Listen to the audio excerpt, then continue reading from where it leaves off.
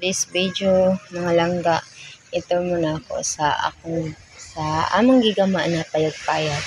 So ito na po ang kanyang transformation. So ayan. Diyan.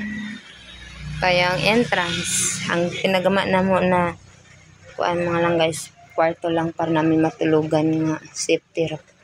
So ayan. Mga carton lang na sa diha. Wala pa ta kapalit og kanang butanganan o mga gamit sa mga bata. So ayan, bisag kahoy lang among ipajealousy.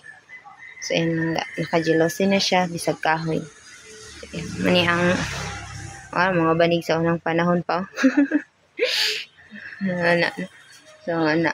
Kwarto sa mga bata. So ayan, hindi sila nakatulog. At least nabisan og kuan na siya kahoy. So nice ra siya lang taon mo lang gano. Dira po kuan maot sa dire na ta sa atong kwarto. Dire ta matulog so kamera kay mong kwarto. Nang igo mi maarang sa kaumay. So yun si. Simple ra sad kayang among kwarto nagipagamo. Kwarto na mo. Simple ra kaya siya mga langga. Naka-jealousy din siya. Natay gamayng katri-katri kunuhan. So, yan. So, manan siya ang transformation sa among gigama na payag-payag. So, ayan mga langga. Thank you for watching.